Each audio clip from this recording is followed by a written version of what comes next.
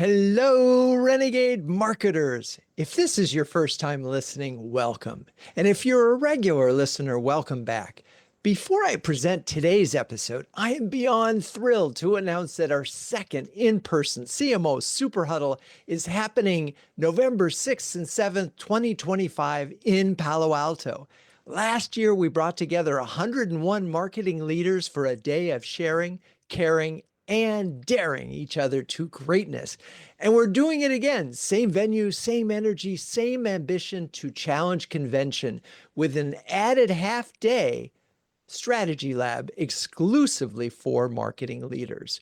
We're also excited to have Trust Radius and Boomerang as founding sponsors for this event. Early bird tickets are now available at cmohuddles.com. You can even see a video there of what we did last year. Grab yours before they're gone.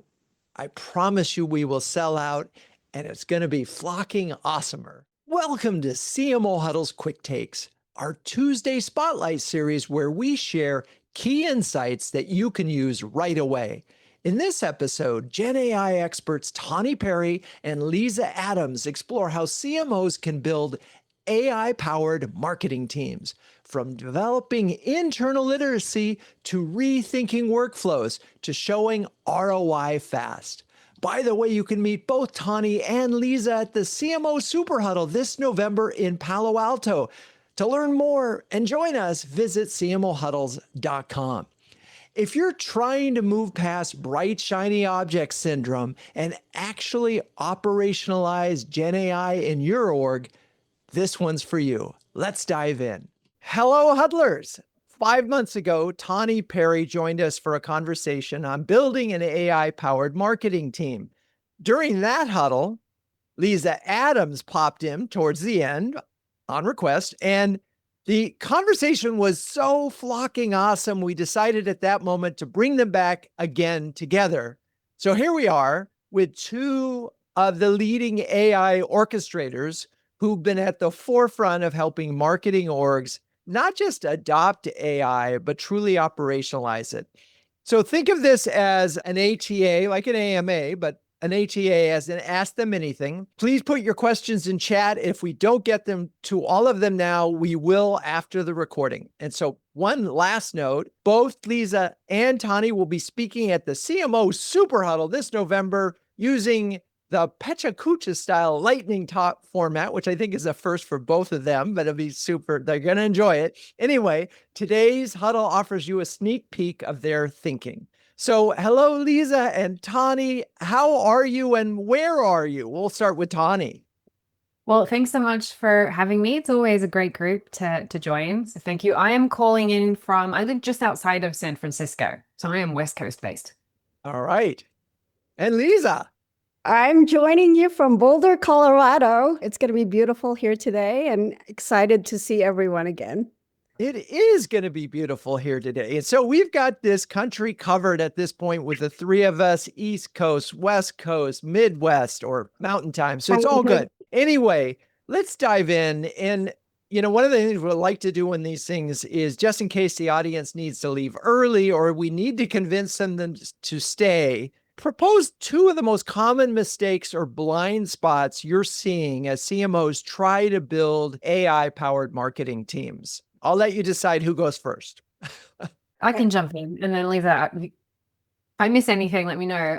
I think the biggest mistake that I see CMOs and leaders make is not dedicating enough time to change management. People get really excited about the tools and the shiny new object and, there's this amazing workflow, and they just expect people to naturally dive in. And you are going to have some people on your team who already have that ability within them and they're excited about all of these new innovations, but you're going to have people on your team that this is very scary and they don't like it and it's going to be difficult for them. And you need to think about how do you bridge that gap for them, because some people it's hard for them to figure out on their own. And as a leader, I think your job is to think through the process and then at least dedicate some time to it. And, Liza and I have worked on a couple of different projects together, and the ones that always work the best are the ones where they're taking the time and they give their people the space to make the mental adjustment. And I think, so it's dedicating enough time to think through the process and then time for people to make that natural transition themselves.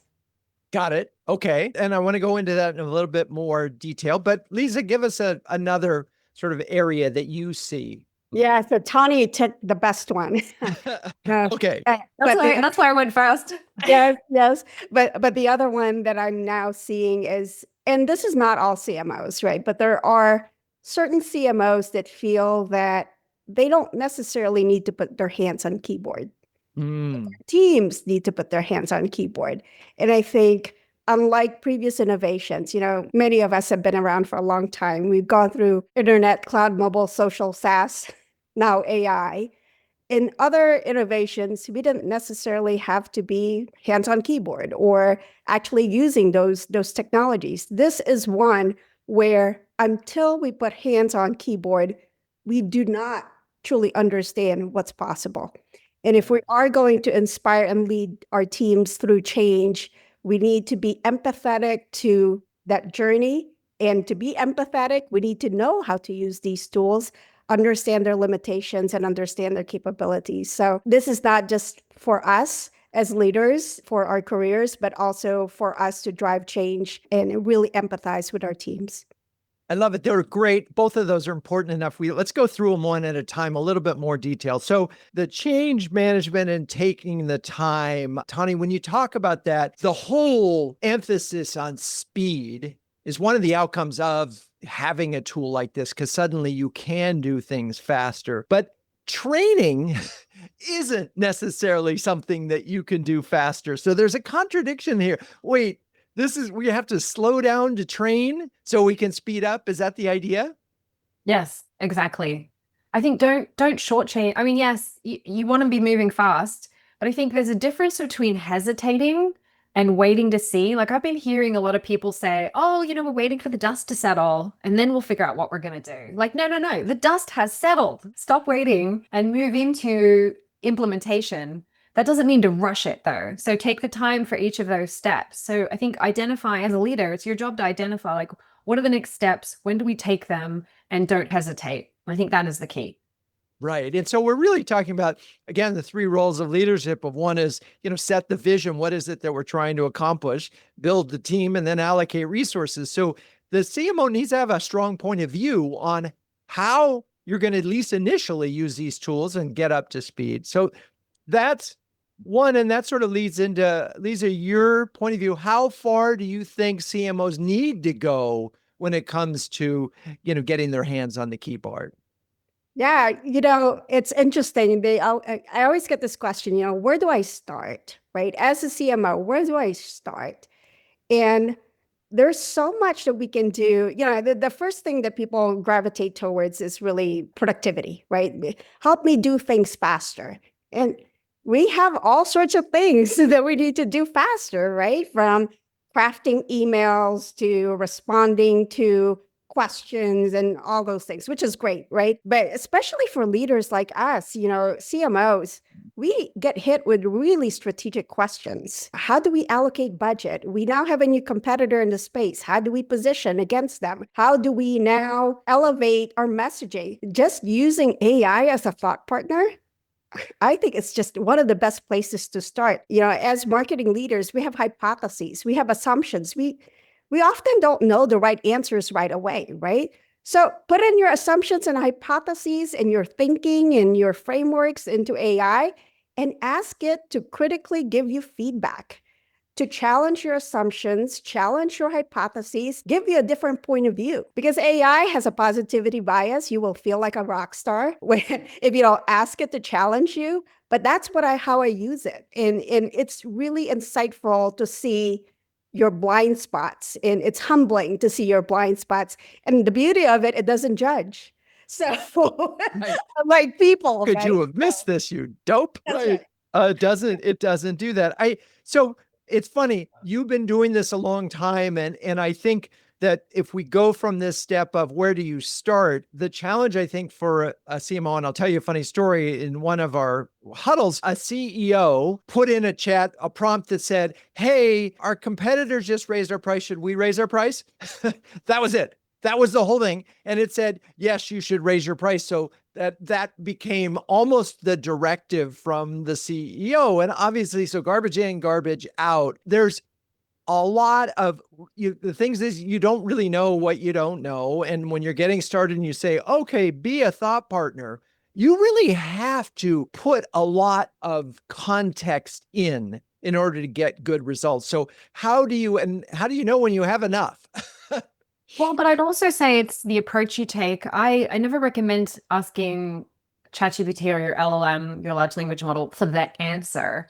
I think the point, Liza, is right. It's about the process and helping you think through the problem. So what they should have said instead is, this is what's happening in the market. Help me think through all of the different scenarios. Use it as a scenario planner. I mean, if you're asking it for the answers, you might get the wrong answer. And then what do you do? Right. And you really aren't looking for, you are eventually, but part of this as a thought partner is think it through. I'm going to just pause on that.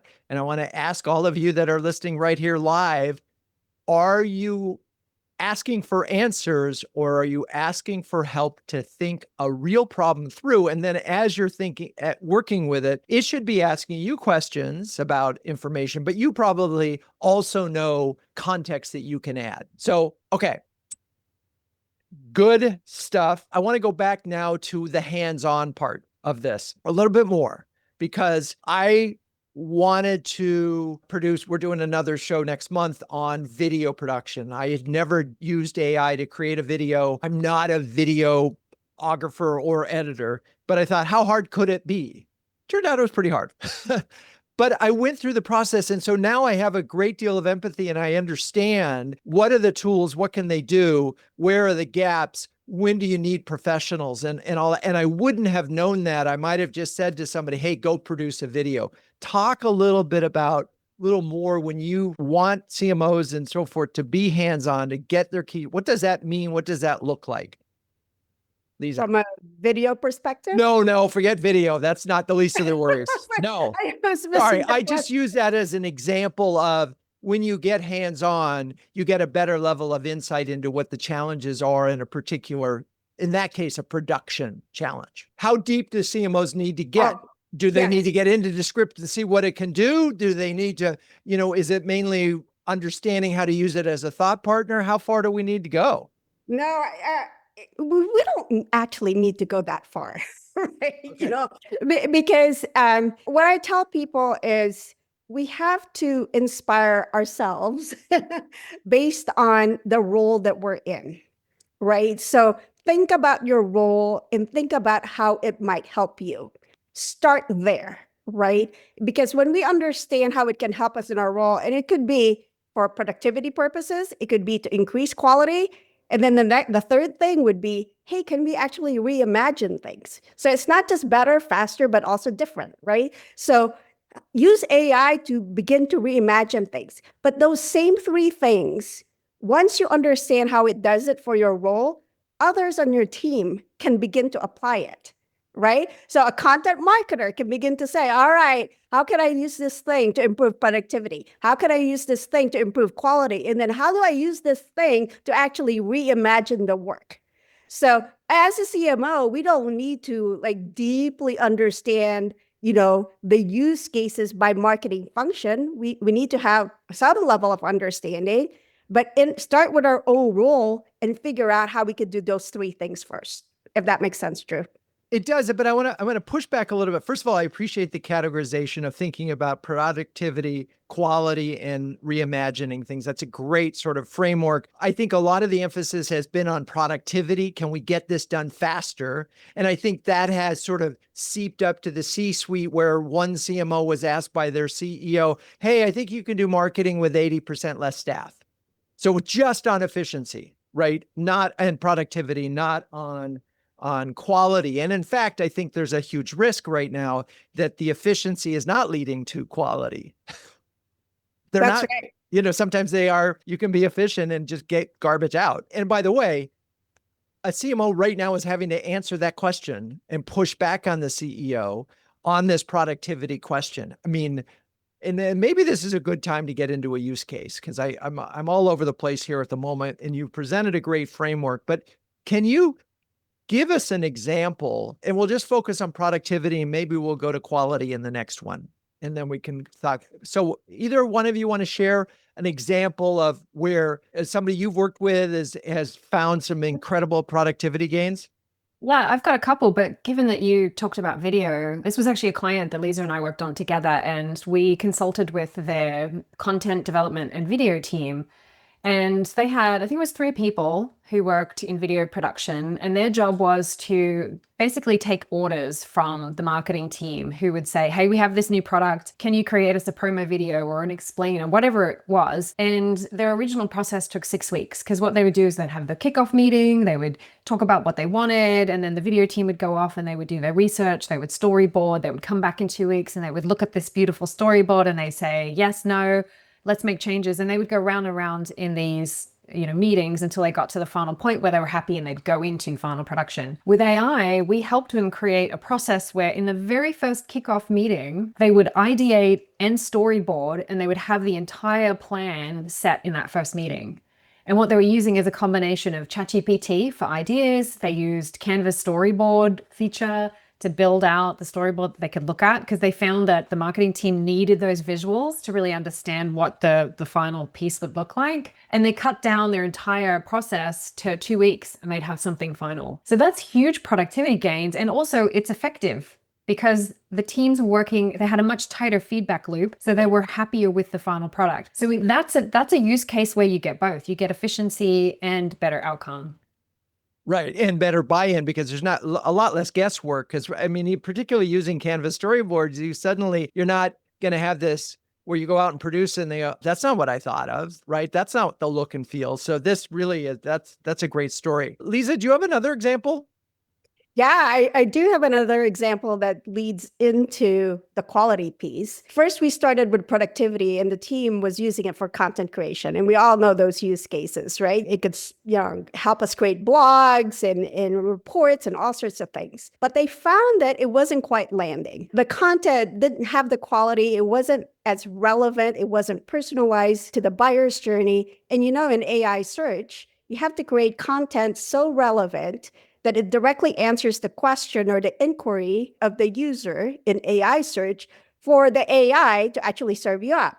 Because if you don't, answer that question directly, if your content and brand doesn't answer that question directly, you're not going to get served up and we're not going to get cited, right? So a big problem. So one of the key things, beyond productivity, what we did was we need to better quality content. So now we are using AI to actually figure out what these questions are at the top, middle, and bottom of the funnel that customers might be asking. And what we did was we used customer reviews, publicly available customer reviews, G2, Capterra. We also used customer testimonials, Gong transcripts, all sorts of things to then ask AI, infer from these customer reviews, transcripts, and testimonials, and publications, what might be these inquiries at the top, middle, and bottom of the funnel. Based on that set of questions, so it gave us a response, we then validated that.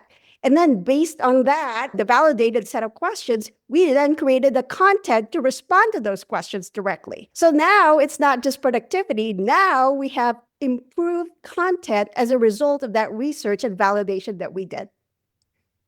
Amazing. Thank you for sharing that. One note, I feel like every website somewhere has to answer every question that the customer wants, and that there's Q&As is a new part of content marketing in general. But what's so inspired about this one is that you're not guessing at what the content is. You actually have a body of information that is informing that. And I think if you think about that as a general rule, it's the more original content and information you provide up front at the top, the better output you're going to have. That's right. But if you start with a blank slate and say, hey, write a blog post on this, you're going to get garbage. But if you say, take all of this information and quote it and use it, now create something, you're going to end up with a better output. Fascinating and good. Okay, we have a couple questions from the audience. We might as well get right to them. This one's for Liza. What advice do you have for successfully making the case to your CEO and executive team for creating AI agents that can help augment and extend the effectiveness of your marketing staff? If you want a phone a friend or pun on this one, it's okay.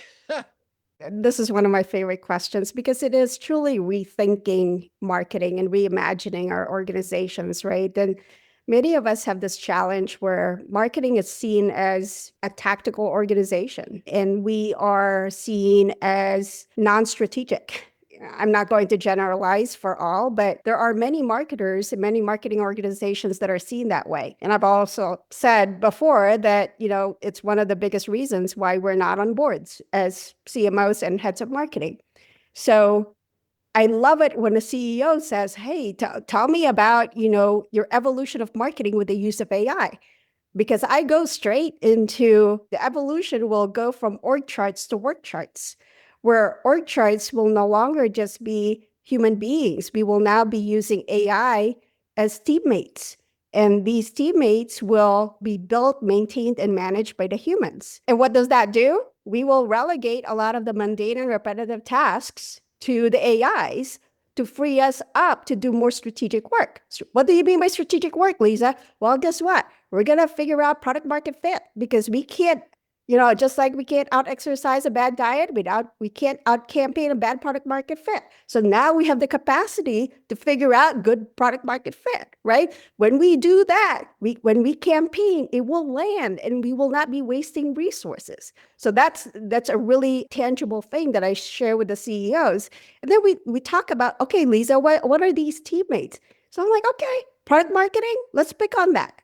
They create battle cards, they create decks, they create pitch decks, in addition to all the strategic things that they do, segmentation, targeting, and positioning, and messaging, and all sorts of things. If we had AI assistants or AI teammates that created these pitch decks and created these battle cards for them, can you imagine how much better they can do on segmentation, targeting, and positioning? Same thing on digital, same thing on demand gen, same thing in the other organizations. So I think this notion of crafting a story such that marketing is now viewed as strategic and truly a growth engine for the business, rather than simply saying, hey, we can make this efficient and we can be more productive, I think that doesn't bode well. I think that brings us down the path of how many people can you lay off in the next 6 to 18 months. So, right. As opposed to saying we can create superhumans and we're going to get so much more done. We're going to get the efficient stuff out of the way. We're going to be more productive. But more importantly, we're going to be spending our time in places that are going to have a dramatic impact on the business. That's right. I love that perspective. And in many ways, that has been the path of automation thus far, augmentation versus replacement. But there is a lot of fear about replacement. So, Tahnee, what's your take on this? Well, there used to be this phrase that, AI is not taking a job, but someone using AI will. I actually think that's just a false reassurance because AI is taking jobs. The thing is, it's taking the repetitive ones where it's a lot of hunt and peck. So I think people who fill in spreadsheets, there's been a lot of impact on graduate jobs, right? Those entry-level intern roles where you just have to do a lot of rote work. So I think we all just have to be honest and say that those kinds of jobs, there's going to be less of them and maybe soon none of those. So as a person who's moving into a career, what kinds of things do you need to be skillful at? You need to understand how to use AI and you have to understand how to drive value and more value at a higher level, because to get into a position, you're going to have to prove that. I think as a CMO, your job is to have a look at your entire organization and find the places where you can automate work and the places where you still need humans in the loop, places that require judgment, creativity, taste. Like taste, AI has no taste. And what we're finding is, I think this was Andy Crestodina who quoted or who coined the term, is like, AI is creating the average information because it's been trained on the world's information. So you get the average of that. So if you want to create something that has a point of view, it stands out, it differentiates your brand, you're going to need humans for that. So as a CMO, it's your job to figure out, what do you give to the AI and what do you keep for the humans? Hey, can I add to that, Drew? Please. Quick. I'm looking at the chat and I want to answer the question, but I'm like, my fingers are not fast enough. So there's this question around, well, it wasn't a question, it was an observation that the CEOs go straight to replacement rather than augmentation, right? Which is such a typical, I'm hearing it more and more now. My initial response about a week ago, somebody asked me this questions and I said, you know what, if they go straight to replacement versus augmentation, then they probably feel that there was already bloat in marketing. And they probably feel that marketing wasn't as strategic and probably thinking about it more tactically, right? And if they go down the other path of augmentation, maybe they do feel that there's value in marketing, and what they want to do is to get more of that value with the use of AI. But then as I think about it more, I'm now running into a lot more companies where it's driven by EBITDA, right? So it's sustainable profitability. And when you go to sustainable profitability, you're looking at the spend. And the spend, typically the highest spend area is people. So that's what gets picked on, right? So this whole notion around, hey, how do we reduce the number of people and help us with profitability is coming to be. And I think as CMOs, we need to really anticipate this question and get ahead of that question before it gets asked of us. So one of the key things is, I think the upskilling and reskilling of the workforce is first and foremost. And I think about it in 3 layers, right? There's the senior team, senior executives, mid-level management, and then entry level. And I'm just formulating my opinions on this. So you guys, I'm open to be challenged on this because I've never gone down this path. We all have hypotheses. But I think at the senior levels, we need to figure out how to use AI to help us understand and do jobs that are 1 to 2 levels below. Middle management needs to understand how to use AI so that they can perform 1 to 2 levels above or 1 to 2 levels below. And then entry levels need to figure out how to use AI, how to perform their jobs 2 to 3 levels above them. The reason why I'm framing it that way is because I believe what Tahnee is saying. There will be less. And those that have the ability to flex and go down, up, essentially sideways too, will have much better potential of keeping their jobs. When the board and when the CEO says, hey, it's about people, it's about EBITDA, the chosen ones will be the ones that can do much more than what they're doing today, up and down, if that makes sense. I'm going to weigh in here on a couple of fronts. One, there is no proof yet that a company that has more bots than humans is actually going to be more effective. We already know the use cases of Klarna where they, turned it all over. It's an apocryphal story. And obviously they went way too far, way too fast. But we still don't know. I mean, yeah, we can automate this stuff, but we don't really know yet whether it can be more effective. And so, yes, a PE firm, if we were actually building our own business, we might look at it differently. We might say, how do we build the best organization to serve our customers, grow? And we may or may not get to this place where it's 80% bots and 20% humans. I wanted to put that out there just to remind us for that. Number 2, I think while we have seen a drop in entry-level jobs, people being hired, I think that there's a combination of things going on economically that are slowing that. They're just because people are nervous and there's almost so much uncertainty. But I also think there's this moment where a junior person can do so much more than they ever could before. And so I wonder, as we start to think about the future of this team, is it about having utility players who know how to use these tools and can move around and cover a lot of ground because they now can move so much faster. And so that's about judgment and curiosity and willingness to learn. And, that starts to be the scorecard. I mean, and to me, that's sort of the perfect world. This is me, rose-colored glasses on things. But yeah, I'm not ready to say, don't hire anybody junior because you're going to replace them all with bots. That to me is silliness and bad for a long-term organization. Just to give you a counter to that, and I don't know if it's a counter, right? I have a CEO, small company, $10 million company, right? And they lost their head of HR. But then they have an early in career HR manager. So they were trying to figure out, okay, do I hire another HR lead, or can this HR manager actually do all of HR? So what they actually did was they have this HR manager working with 4 AI agents specifically designed to do functions, specific team functions in HR. And now they only have that one HR manager with that team of agents doing HR for the entire company.